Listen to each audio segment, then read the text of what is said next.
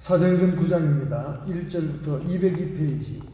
사울이 주의 제자들을 대하여 여전히 위협과 살기가 등등하여 대제사장에게 가서 다메섹 여러 회당에 갈 공문을 청하니 이는 만일 그 돌을 쫓는 사람을 만나면 물론 남녀하고 결박하여 예루살렘으로 잡아오려 함이라. 사울이 행하여 다메섹에 가까이 가더니 호련히 하늘로서 빛이 저를 둘러 비치는지라. 땅에 엎드려져 드러내 소리 있어 가라사대 사울아 사울아 내가 어찌하여 나를 핍박하느냐 하시거늘 대답하되 주여 니시오니까 가라사대 나는 내가 핍박하는 예수라. 내가 일어나 성으로 들어가라 행할 것을 내게 이룰 자가 있느니라 하시니 같이 가는 사람들은 소리만 듣고 아무도 보지 못하여 말을 못하고 섰더라. 사울이 땅에서 일어나 눈은 떴으나 아무것도 보지 못하고 사람의 손에 끌려 다메섹으로 들어가서 사흘 동안 보지 못하고 식음을 전폐하니라. 그때 다마섹에 아나니아라는 제자가 있더니 주께서 환상 중에 불러 가라사대 아나니아야 하시거늘 대답하되 주여 내가 여기 있나이다 하니 주께서 가라사대 일어나 집 가라 하는 거리로 가서 유다의 집에서 다섯 사람 사울이라는 자를 찾으라. 저가 기도하는 중이다.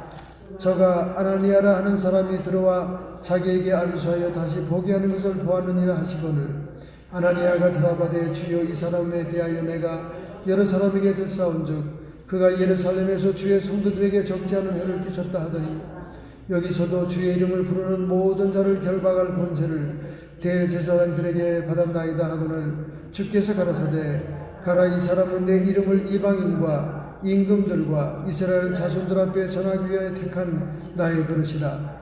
그가 내 이름을 위하여 해를 얼마나 받아야 할 것을 내가 그에게 보이리라 하시니 아나니아가 떠나 그 집에 들어가서 그에게 안수하여 가로되 형제 사울아 주곧 내가 오는 길에서 나타나시던 예수께서 나를 보내어 너를 보게 하시고 성령으로 충만하게 하신다 하시니 즉시 사울의 눈에서 비늘 같은 것이 벗어져 다시 보게 된지라. 일어나 세례를 받고 음식을 먹음에 강건하여 지니라. 사울이 다메섹에 있는 제자들과 함께 며칠 있을새 즉시로 각 가닥에서 예수 하나님의 아들이심을 전파하니 듣는 사람이 다 놀라 말하되 이 사람이 예루살렘에서 이 이름을 부르는 자를 찬양하던 자가 아니냐. 여기 온 것도 저희를 결박하여 대제사장들에게 끌어가고자 함이 아니냐 하더라. 사울은 힘을 더어도 예수를 그리스도라 증명하여 다메섹에 사는 유대인들을 굴복시키니라. 아멘. 할렐루야.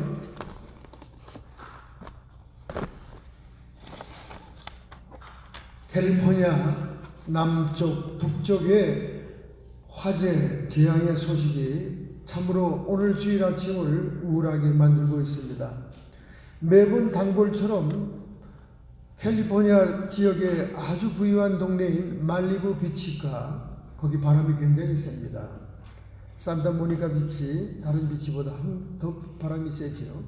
부유한 동네에 단골처럼 또 불이 찾아왔습니다. 그래서 이번에는 엄청난 재해가 또 왔어요. 그래서 많은 고급 주택들이 잿더미로 변하고 많은 고급차들이 뼈대만 앙상합니다. 뿐만 아니라 샌프란시스코 지역과 샌프란시스코 북쪽 캘리포니아 북쪽 지역에 세크라멘토 북쪽 지역에 부투 카운티에 파라다이스 아주 이름은 너무나 좋은데 파라다이스 밸리에 있는 많은 수천 채의 집들과 또는 자동차들이 불타고 5만 명 이상의 이재민이 났습니다. 그리고 수백 명이 죽었어요. 정말 그야말로 멀쩡한 문명 천국에 잘 사는 아름다운 캘리포니아 지역에서 이처럼 생떼 죽음을 하고 수많은 차들이 불타고 수많은 새로운 가옥들이 주택들이 완전히 전소되는 역사가 계속해서 일어나고 있습니다. 저는 좀 당한 사람들은 안 됐고 동정을 해야 되겠지만 하나님이 불로 심판하는 것이 아닌가 하는 느낌이 듭니다.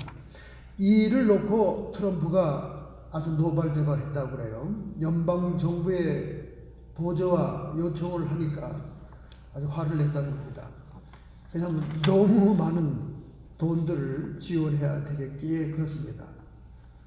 그도 그렇듯이 방금 중간 선거가 끝났는데 엄청난 돈을 연방정부로부터 도와달라고 하고 하니까 화가 날 만도 하죠. 캘리포니아는 그야말로 민주당의 동네입니다. 이번에도 몰표를 준 동네가 아닙니까? 하나도 트럼프를 돕지 않고 트럼프가 하는 정책에 반대해서 끝까지 반대하는 이 캘리포니아주 아닙니까? 샌프란시스코는 불법 체류자를 잡지 못하게 만들어 놨고 여러 가지 많은 비협조를 하고 있으면서 지난번에 그 화재 현장에 분석한 자료에 의하면 민주당 정권의 정치인들이 너무나 게을러 터져가지고 이 수풀이나 재난에 대한 방지 대책에 소홀했기 때문에 캘리포니아는 계속 화재가 일어난다고 결론을 내렸던 겁니다. 그러니까 화가 났죠. 그래도 이 사람들이 민주당 주지사를 뽑았고 또 민주당 하원 의원들을 뽑았고 또 상원의원 마귀 할멈처럼 생긴 파인스타인 상원의원을 가봤습니다. 지난번에 파인스타인이 캐버너 상원의원을 인준할 때 그 성추행 당했다는 가짜를 가짜 성추행 가짜로 주장하는 사람을 파인스타인이 그 파일을 주장했지 않습니까? 이런 동네니까 얼마나 트럼프의 분노가 세겠습니까? 이해가 갑니다. 뭐 대통령으로서는 할 입장은 아니겠지만은 상당히 이해가 가고 공감이 가는 겁니다. 너무 파래도 너무 파랍니다. 이 해안대수 쪽에는 이렇게 파란 줄이 이렇게 인구가 밀집되어 있는 해안도시 쪽으로는 파란 민주당이 있지만 이 내륙 쪽은 전부 다 빨갛거든요. 공화당이거든요. 그러니까 이 내륙 쪽에 아무리 넓은 지역에 빨간색이라도 문제가 뭡니까? 빨간색이라도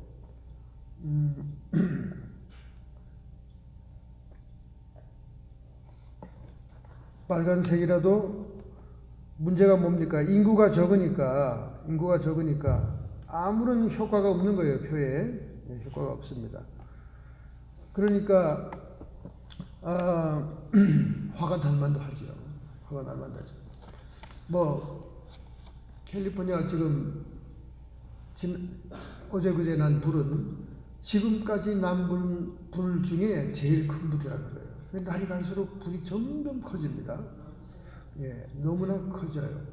지금 불이 잘 날 후보 지역을 이렇게 지도에 정해서 웹에 올려놨는데 밀피타스, 리브모아와 그 트레이시 사이에 있는 알타몬테 거기 바람이 세거든요. 바람이 센 지역이 이게 불이 엄청나게 나는 겁니다. 여러 지역을 많이 찍어놨어요. 웹사이트 여러분이 가보면 내 동네가 화마 지역인가를 체크할 수 있습니다. 이런 여러 가지 재앙들이 우리 주변을 위협하는 이런 때일수록 저희들은 더욱더 하나님께 가까이 나아가고 기도해야 되겠다 하는 생각이 듭니다. 뭐 어떻게 손을 쓸 수가 없으니까요. 자, 오늘 우리가 읽었던 이 본문 사도행전 9장은 정말 역사적인 사건이지요. 복음 전도 사역에 있어서 역사적인 사건입니다. 한 개인이 체험하고 만난 주님이지만은 사도 바울의 회심은 역사적인 사건입니다. 교회사적인 사건이죠. 그래서 예수님 다음으로 기독교를 확립하고 신학을 정립한 위대한 인물은 사도 바울이죠. 그러나 이 사도 바울은 비록 이방 선교의 시작과 더불어 이방인의 사도로 부르심을 받은 우리 기독교회사의 유명한 예수님 다음으로 정말 유명한 인물이지만은 그는 사실 처음부터 우리 기독교를 지지하지 않았습니다. 그는 율법에 열정적이고 율법을 아주 열심히 연구한 가말레알 문화에 공부한 바리새파였어요. 가말레알은 그 당시 최고의 학문을 전달하는 랍비 문화였습니다. 그러니까 가말레알에서 배웠다 하면 그건 알아주는 그 바리새파죠. 그래서 율법에 충만한 이 그 바리새파 사울이 예루살렘 지역에서 기독교인을 비판만 한 게 아니죠. 스데반이 순교하는 현장에 스데반을 순교하도록 사람들을 선동하고 그 자리를 지키고 있던 사람도 사울이었습니다. 그러니까 기독교의 박해와 순교에 밀접한 관계가 있는 선동인물이죠. 이분이 그 예루살렘뿐만 아니라 예루살렘에 있는 성도들이 박해를 피해서 다메섹 쪽으로, 안디옥 쪽으로 이제 막 흩어져 나가잖아요. 이방 쪽으로. 가니까 다메섹이면 기독교 복음이 그 당시에 나간 것 중에 제일 먼 곳에 갔습니다. 다메섹까지 찾아가서 그들을 박해하기 위해서 240km, 걸어서는 4일이나 6일까지 걸리는 그런 그 동네, 지금 다마스커스죠. 시리아의 다마스커스입니다. 거기를 가죠. 거기 가면서 사내들인의 대제사장에 명의로 작성된 권위 있는 공문을 들고 갑니다. 즉 기독교인을 체포하고 박해할 수 있는 그 권한을 줬죠. 그래서 주님의 제자들과 예수 교인들을 체포하러 다메섹으로 가다가 다메섹이 가까이 왔을 때에 정오의 태양보다 더 밝은, 그때 정오쯤 됐을 거예요. 정오의 태양보다 더 밝은 주님이 나타난 거예요. 그래서 그 체험 중에 그가 대화하는 것이 오늘 본문에 기록되어 있지 않습니까? 사울이 행하여 다메섹 가까이 가더니 3절입니다. 홀련히 하늘로서 빛이 저를 둘러 비치는지라. 빛이 찬란한 빛이 자기를 둘러 비쳤단 말이에요. 땅에 엎드려 들음에 소리 있어 가라사대 사울아 사울아 내가 어찌하여 나를 핍박하느냐. 대답하여 주여 네 신이니까 가라사대 나는 내가 핍박하는 예수다. 예수님이 나타난 거예요. 부활하신 주님. 예수님은 교회의 머리가 되시고 교회는 예수님이 몸이 되기 때문에 교회를 핍박한다는 것은 예수님을 핍박하는 거예요. 그러니까 여러분이 평생 사는 동안 하지 말아야 될 것은 교회를 흔드는 것, 교회를 괴롭히는 것, 교회에서 싸움박질하는 것, 이런 짓은 하지 말아야 돼요. 그건 주님을 상처내는 것입니다. 주님을 핍박하는 거예요. 나를 영접하는 자는 나 보내신 이를 영접하는 것이요. 이런 말씀을 했잖아요. 마태복음에. 그러니까 네가 핍박하는 예수다. 이렇게 얘기하는 거예요. 지금도 산호세 싸움박질하고 교회를 쌍욕과 폭력으로 물들이는 교회들이 있습니다. 거기에 참가한 사람들은 회개해야 됩니다. 아무리 정의를 주장한다 하고 공의를 얘기한다 하더라도 교회 안에서 하나님이 원하시는 행동이 아닌 분노와 폭력은 삼가해야 됩니다. 그것을 행하는 자들은 주님 앞에 행하는 것과 똑같은 것입니다. 그렇게 체험을 했죠. 그리고 눈이 멀었어요. 자, 그럼 그 후에 사울은 어떻게 됐는가? 바울이라는 이름으로 개종이 되면서 변화가 되잖아요. 그는 완전히 변했습니다. 예수와 예수 교인들을 핍박하는 자에서 예수를 증거하는 복음 전도자와 이방 선교사가 된 것입니다. 어떻게 이렇게 급격한 변화와 전환이 일어났을까요? 첫째는 1절입니다. 사울이 주의 제자들에 대하여 살기가 등등하여, 이렇게 처음에 살기가 등등하는 그 살기의 눈을 가지고 갔다 그 말이에요. 그러니까 율법에 열정이 있고 충실하고 율법을 배운 바리새파 사울은 그가 비록 당대 최고의 랍비인 가말레알 문화생으로 공부를 했다 할지라도 그의 눈은 눈먼 자였다는 거예요. 눈먼 자. 그는 예수를 율법의 파괴자로 보았던 거예요. 토라, 율법을 파괴하는 자로 봤던 겁니다. 그렇기 때문에 율법을 파괴하는 예수를 그냥 둘 수가 없고 예수 교인들을 그냥 둘 수가 없는 거죠. 그래서 그는 핍박자가 되었고 살인자가 되고 예수와 예수 교인들을 핍박하는 그런 행동을 취하게 됐던 것이죠. 오늘 여러분과 제가 아무리 하나님께 열정이 있고 열심이 있고 율법에 열심히 있는 자라 할지라도 눈먼 자라면 예수님을 볼 수가 없는 것입니다. 오늘 교회 수십 년 동안 신앙생활하고 교회 생활을 열정적으로 하는 사람들 가운데 얼마나 눈먼 자가 많습니까? 세상에 눈이 멀고 자신에게 눈이 멀고 자식에게 눈이 멀고 눈먼 자가 수없이 많습니다. 고린도후서 4장 18절에 말씀하기를 우리가 돌아보는 것은 보이는 것이 아니요 보이지 않는 것이니 보이는 것은 잠깐이요 보이지 않는 것은 영원함이로다. 할렐루야. 우리가 육의 것, 세상의 것, 보이는 것만 봐가지고는 안 된다 그 말이에요. 사도 바울도 이와 같은 육의 것, 세상 것만 바라보니까 눈먼 자가 된 거예요. 율법의 파괴자로 봤던 거예요. 잘못 본 거죠. 오늘날 수많은 교인들 가운데 이런 눈먼 자가 많습니다. 눈먼 자가 많아요. 저는 한국 교인들만 목회자들을 괴롭히나 했더니 미국 교인들도 엄청 괴롭히더만요. 그래서 최근에 말이죠. 최근에 라이프웨이 그룹 대표인 톰 레이니 목사가 미국에 있는 목사들이 괴롭힘을 당한 조목조목 항목에 대해서 수집을 했어요. 아마 논문을 썼던 것 같아요. 수집을 했습니다. 목사와 목회를 놓고 모욕적인 언행을 한 거에 대해서 수집을 했습니다. 그 수집을 한 결과 공통적인 것이 몇 가지 나왔어요. 수많은 것들이 있지만은 개교회마다 개 목사마다 다 다른 거지만은 그 중에 공통적으로 나타난 말들을 그가 발표를 했습니다. 첫째, 강대상에 올라갈 때 목사는 분홍색 와이셔츠는 입지 말아라. 물론 야한 옷이나 분홍색 이렇게 핑크빛 또는 옷은 삼가해야 되겠죠. 그러나 오늘 젊은 목사들은 아무 상관없습니다. 핑크빛 티셔츠니 빨간 티셔츠니 상관없어요.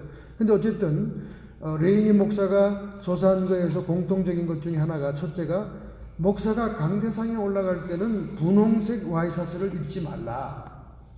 성경적인 근거가 있는 게 아니라 보기가 자기들이 싫다 그 말이겠죠. 근데 이런 불평이 있다 할지라도 여러분 TV 보세요. 목사들 복장이요. 양복도 아니고 티셔츠 바람에 아주 자유로운 컬러입니다. 근데 교인들은 그렇게 얘기한다는 거죠. 두 번째, 목사는 한 손으로 잡는 마이크를 써서는 안 된다. 그러니까 마이크를 빼가지고 막 한 손에 쓰면서 왔다 갔다 하는 거. 예. 부흥 강사들이 주로 그랬죠. 요즘은 귀에 달린 거 이런 거 다 쓰지 않습니까? 그 왜 그러냐?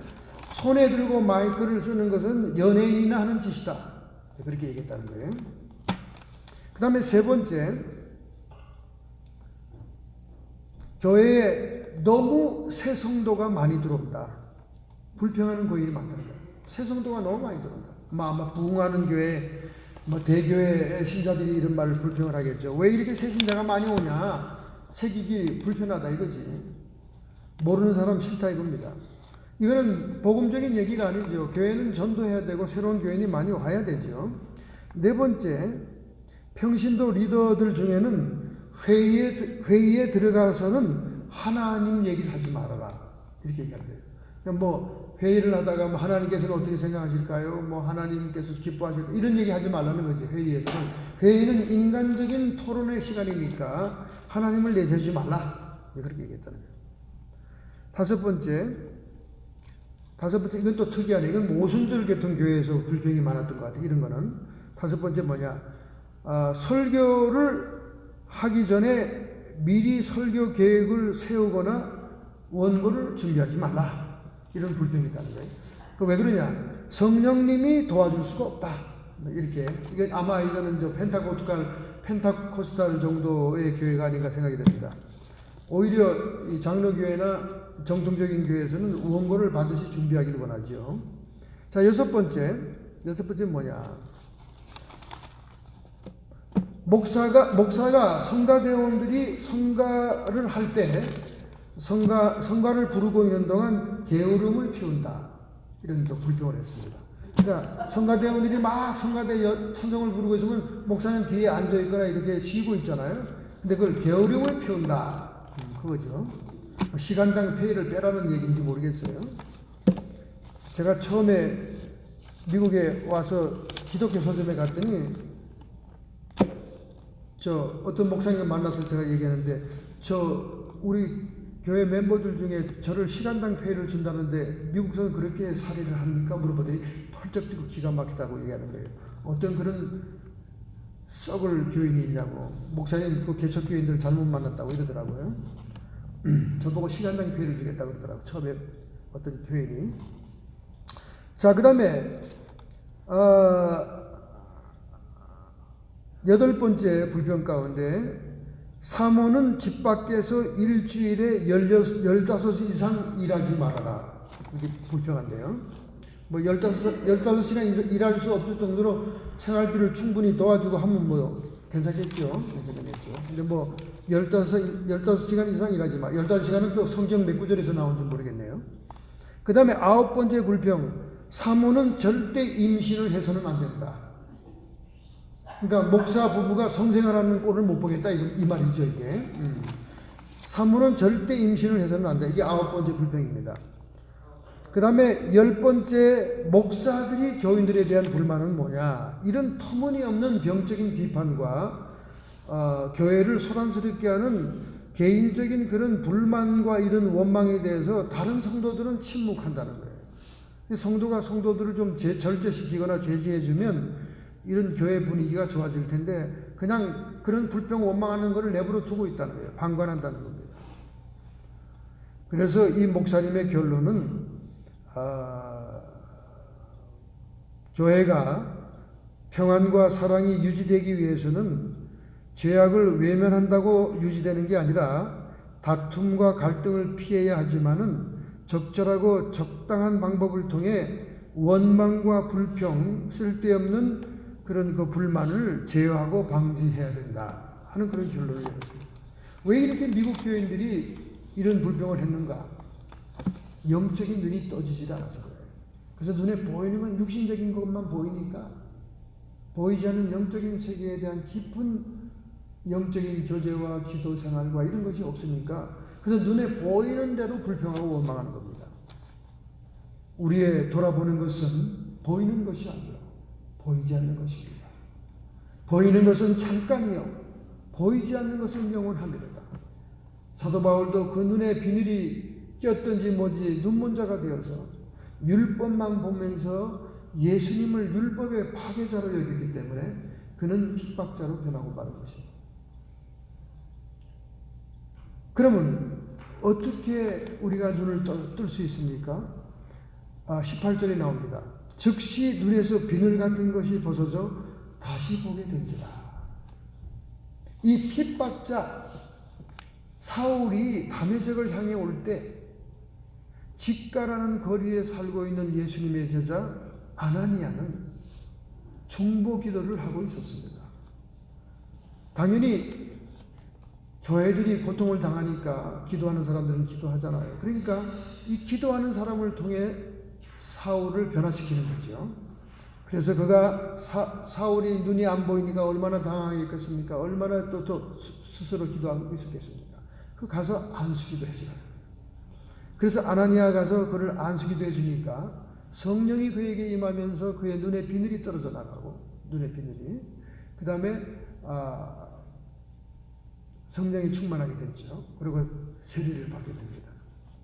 그래서 그가 이방 선지자로 선택받은 것을 그의 사명을 깨닫게 해주죠.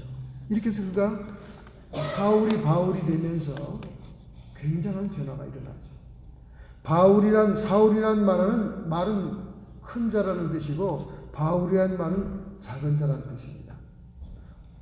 자기가 율법에 능통한 자로서 굉장히 큰 자로 여겨가지고 이단자 같은 예수교인들을 핍박하는 위치에 있었지만 그가 정작 살아계신 주님을 만나고 찬란한 빛 가운데 주님을 만난 눈이 멀고 그가 사흘 낮밤을 금식하다가 기도하다가 눈이 떠지자 그는 성령의 사람이 되었고 성령의 인도를 받는 복음 전도자가 된 것입니다. 할렐루야. 그래서 이제는 자기의 관점을 고집하지 않습니다. 그리고 이제 성령으로 보는 자가 되고 성령의 인도를 따라 행하는 자가 됩니다. 그래서 이제 더 이상 예수가 율법의 파괴자가 아니고 율법의 완성자임을 깨닫게 되는 거예요. 할렐루야.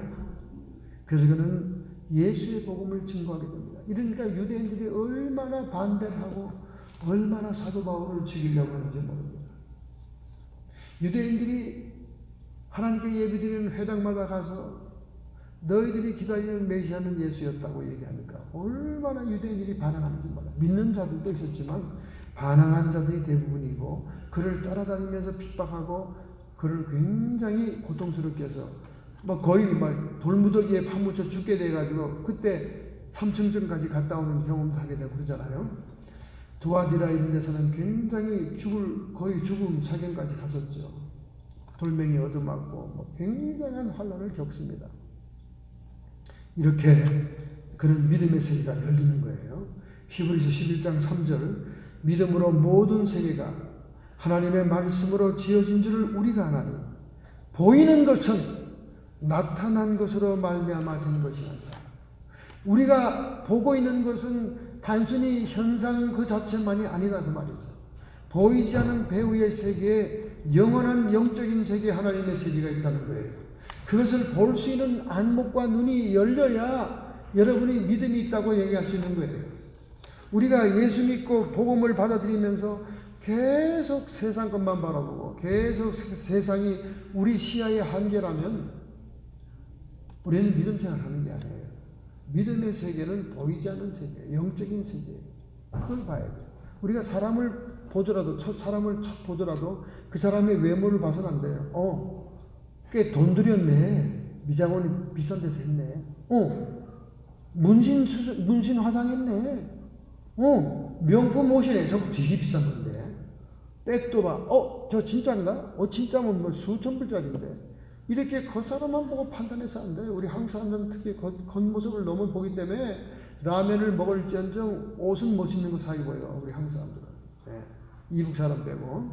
이북 사람들은 전부 다 먹는 게 최고고 먹는 게 비치지만 하여간 남한 사람들은 전부 다 겉모양 사람들에게 무시당하지 않으려고. 우리 한국 사람들 겉모양 보고 무시해. 중국 사람들을 여러분 겉모양 보고 무시했다가는 낭패를 당합니다.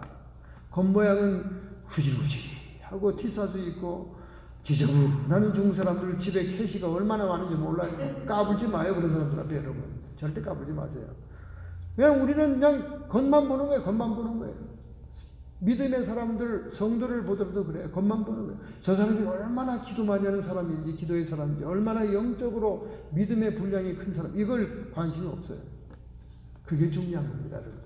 그러니까 오늘날 목사들도 겉만 보고 임직을 하고 겉만 보고 장로 시켜놓으니까 그 장로들에게 물리고 그 장로들에게 쫓겨나는 거예요. 세상적인 사람들에게, 세상적인 기준 가지고 있는 사람. 우리는 어릴 때부터 어린아이들이 세상 것을 알고 깨닫기 전에 말씀과 믿음이 들어가도록 기도하고 해야 됩니다. 우리 할아버지 할머니들은 손자 손녀들이 그렇게 해야 됩니다. 근데 지금 어떻습니까? 영유아 10명 중에 6명이 스마트폰을 씁니다. 12개월 이상 24개월 미만이 45.1% 스마트폰을. 그러니까 지금 2년, 2살이 되기 전에 전부 다 스마트폰. 그러니까 베이비 그 시트에 자동차에 앉아가지고 스마트폰을 보는 그 사진들이 많이 더 보여요, 요즘. 인터넷에. 애들이. 그게 45.1%. 나이가 더 들면서 더 줄어듭니다. 24개월 이상 36개월, 2-3살짜리는 20.1%. 36개월부터 48개월은 15.1%. 그러니까 12개월 미만이 78%입니다. 영유아 10명 중에 6명이 스마트폰을 쓰는데 나이가 올라갈수록 더 많이 쓰는 게 아니라 나이가 더 적어질수록 12개월 미만 1살이 되기 전에 영유아들이 78%가 스마트폰을 씁니다. 하나님의 말씀이 들어가기 전에, 영적인 진리를 깨닫기 전에, 부모들이 기도를 미처 해주기 전에 이미 스마트폰으로 세상을 접하고 있는 거예요. 그러니 부작용이 얼마나 앞으로 크겠습니까? 얼마나 크겠어요. 스마트폰을. 걔들이 건성 이렇게 보는 척 하는 게 아니라 정말 스마트폰을 쓴다니까요. 써요. 스마트폰을 그냥 한 살 이하짜리가 70.8%, 78% 그러니까 80%가 스마트폰을 찍어가면서 자기가 이렇게 사용하고 있다니까. 지금 미국 잡지에 그 뒤에 의자, 자동차 뒤에 그 베비시터 시트에 이렇게 묶인 채로 스마트폰 찍으면서 보는 사진이 많이 올라와 있어요. 이걸 귀엽다 해야 될까요? 걱정스럽다 할까요? 앞으로요, 우리가 믿음이 들어가기 전에 복음이 들어가기 전에 먼저 이걸 찍고 있다는 겁니다. 우리는 사도 바울이 눈 떴구나. 사도 바울이 성령 받았구나. 사도 바울이 세례받고 아나니아의 안수를 통해 완전히 변화됐구나. 하나님이 변화시켰구나. 여기에 깜짝 놀랄 게 아니라 여러분 집에 있는 어린 손자 손녀들이 세상에 눈뜨기 전에 하나님께 눈뜨게 해야 될 줄 믿습니다. 할렐루야. 이 어릴 때 믿음이 들어가는 게 얼마나 중요한지 몰라요. 그래서 이단들, 공산주의자들 이런들이 전부 다 좌파 세력들이 전부 다 어린아이들을 가르치잖아요. 지금 한국도 어린아이들 전교조 교사들이 주체사상을 가르치고 김일성 찬양을 가르쳐가지고 걔들이 얼마나 빨갛게 물들었습니까? 광화문 거리에 김정은이 남한 방문을 환영한다는 그 데모대들이 막 데모 소리를 치고 있지 않습니까? 우리는 진리의 눈을 떠야 될 줄로 믿습니다.